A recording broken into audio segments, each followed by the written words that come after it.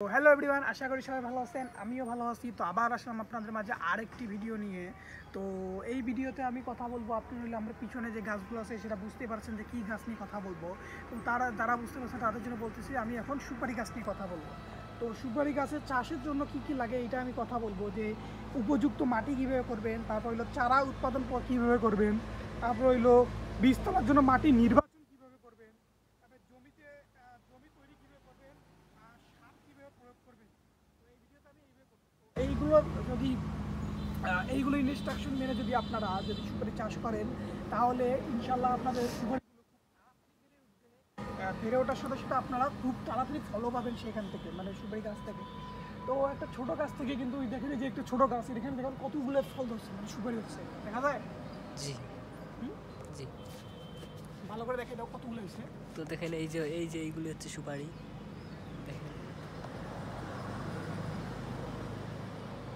তো এইগুলি হচ্ছে সুপারি গাছ কিন্তু অনেক বড় হয়, কিন্তু এটা এত ছোটতেই কিন্তু এতগুলো ফল ধরছে, কারণ আমি সঠিক পদ্ধতিতে এগুলো বসানো হয়েছে এই জন্য। তো আপনারা মনোযোগ সহকারে দেখবেন। তো উপযুক্ত মাটি কীভাবে করবেন, তো সুপারি চাষের জন্য উর্বর ও মাঝারি ধরনের মাটি, অর্থাৎ হালকা বুনটের মাটি উত্তম, কিন্তু তবে বেলে দোআঁশ মাটিতে সবচেয়ে বেশি এটার উপযোগী।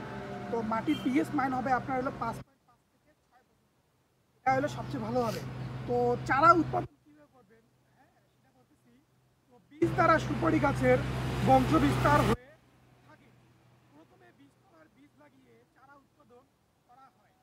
সুপারির চারা বীজতলায় 1 থেকে 2 বছর রাখার পর নির্দিষ্ট স্থানে লাগাতে হবে।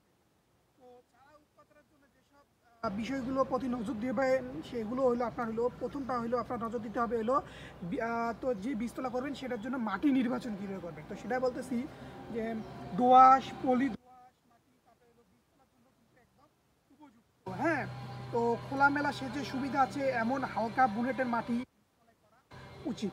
তো বীজতলার মাটিতে বালুর পরিমাণ কম থাকলে কিছু ভিলি বালু মিশিয়ে নিতে কিন্তু আরও ভালো হবে। তো সুপারি বীজতলার আংশিক ছায়াযুক্ত হলে আরও উত্তম হবে।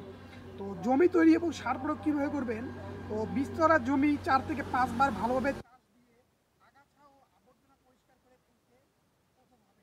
তো জমিতে মই দিয়ে সমান করে প্রথম নিতে হবে। হ্যাঁ, তারপর কি করতে হবে, আপনাদের বীজতলার জমির উর্বরতা অনুযায়ী হেক্টর প্রতি 15 থেকে মনে হয় 20 টন গোবর বা জৈব সার প্রয়োগ করতে কিন্তু হবে। তবে কোনো রাসায়নিক সার কিন্তু এখানে প্রয়োগের কোনো দরকার নেই। জাস্ট আপনারা কি করবেন, শুধু জৈব সার প্রয়োগ দিন। জৈব সার ছাড়া আর অন্য কোথাও প্রয়োগ করবেন না, মানে বীজতলা যখন তৈরি করবেন তখন। তো সেই ক্ষেত্রে আমি বলতেছি বীজতলা তৈরি করতে, এটা অন্য কথায় বলতেছি না, আমি শুধু বীজতলা ক্ষেত্রেই বলতেছি। তো এগুলো পদ্ধতি অনুসরণ অবশ্যই করবেন।